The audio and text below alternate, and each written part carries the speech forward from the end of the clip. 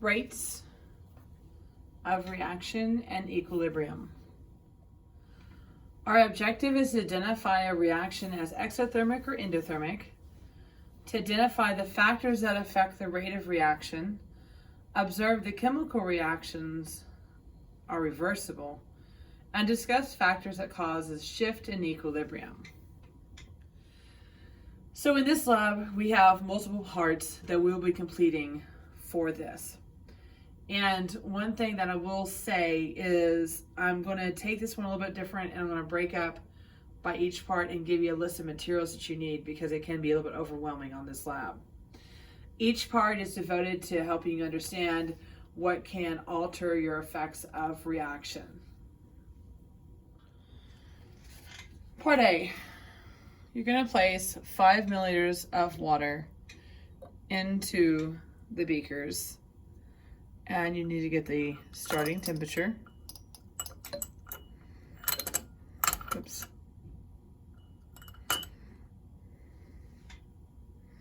And record that number.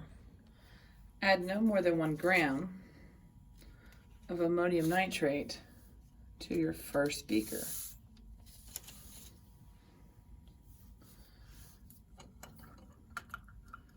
Make sure that you stir and record your lowest temperature.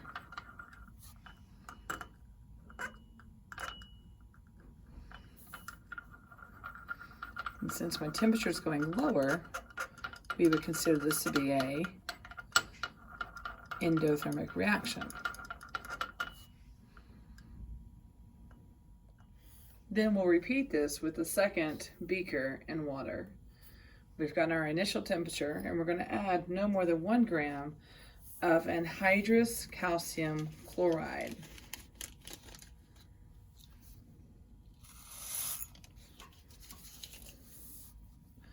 And just as you did before, make sure that you are stirring and record your highest temperature for this reaction.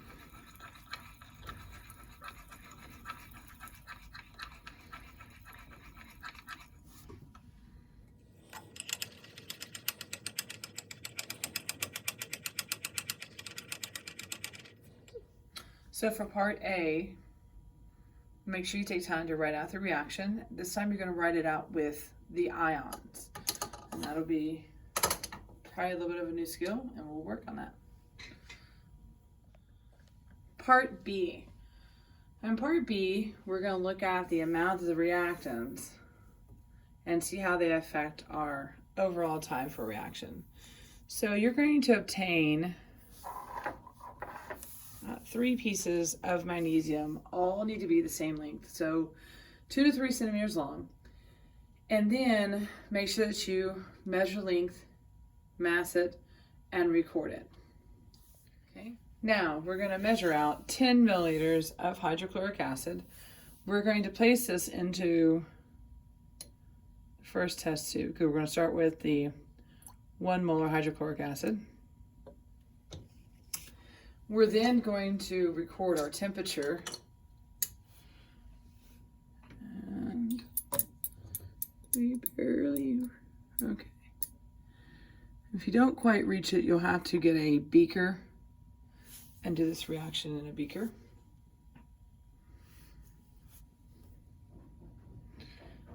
And then what we're going to do is we're going to place the magnesium into the test tube. And as soon as you do that, make sure that you start a timer and measure your time, and also check for your temperature. And again, if it doesn't quite reach in the test tube, then go get a beaker. And you can do it that way.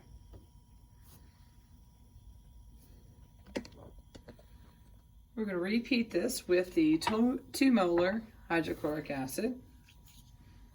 So we're going to place our 10 milliliters 2 molar hydrochloric acid in there. And we're going to get our temperature starting up. And once we have our temperature, we're going to stick our magnesium into it, and also time how long it takes until the magnesium ribbon completely dissolves. Now notice this is the 2 molar.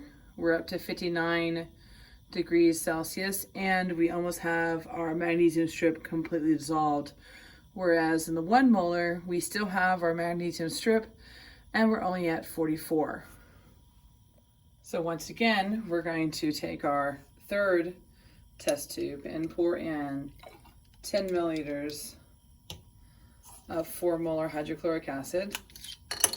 We're going to get our starting temperature. And once we have that, we're going to stick our magnesium strip in there and allow it to start reacting.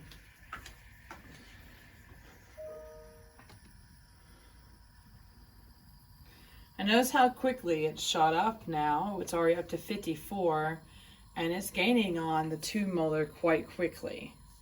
And the magnesium strip is almost completely gone. So that's why the time is important on this reaction, because that's what we're looking at. And we're also looking at our temperature, and you can clearly see there's a difference between the 1 molar, the 2 molar, and the 4 molar when it comes to not only the time, but the temperature at which the reaction is occurring at.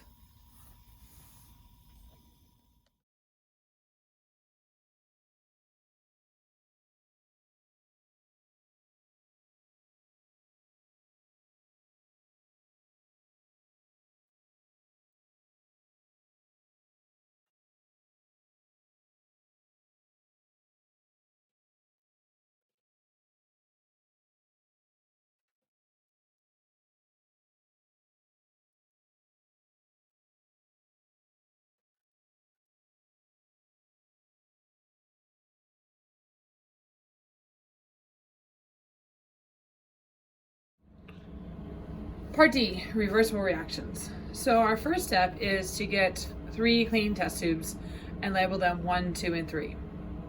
Once you have that done, you're going to add 3 milliliters of copper chloride to each test tube. So we've added our 3 milliliters of copper chloride to each one, and now we're going to place sodium hydroxide into test tube number 1 until a cloudy precipitate appears.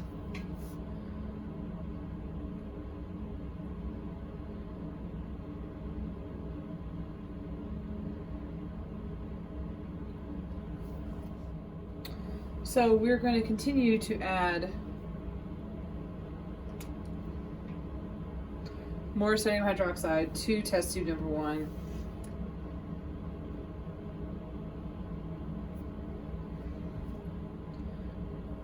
To get a nice cloudy appearance.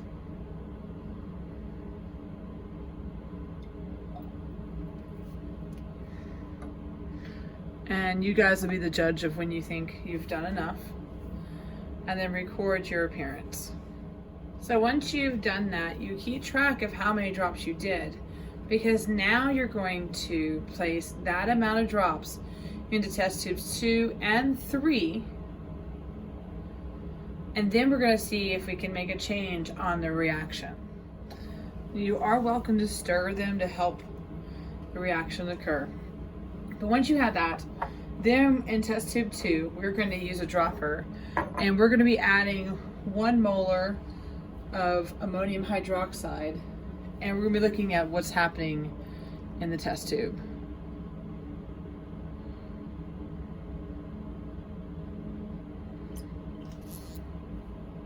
And yes, you're welcome to stir it. Just make sure you keep a clean stirring rod.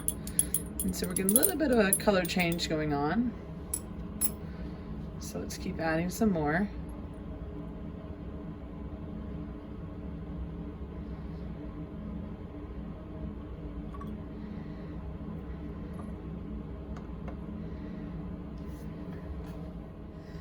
And so I've finished up with my ammonium hydroxide. We're going to put it to the side now.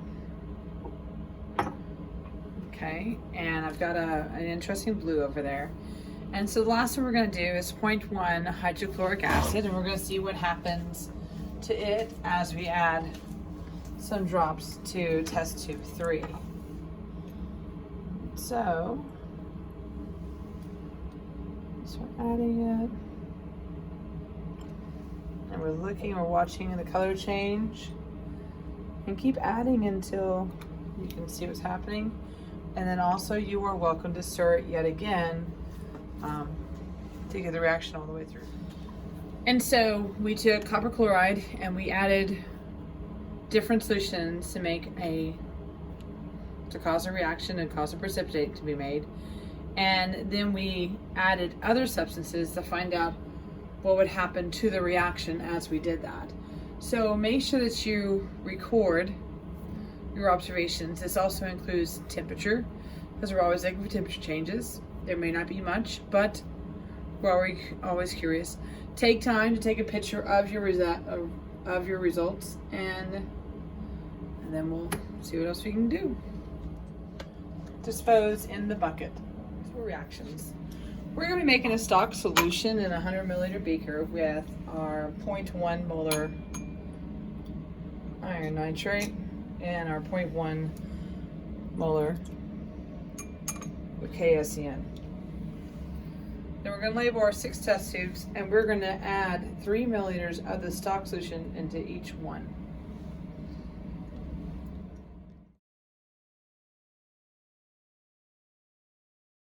Now, in test tube 1, add 10 drops of water.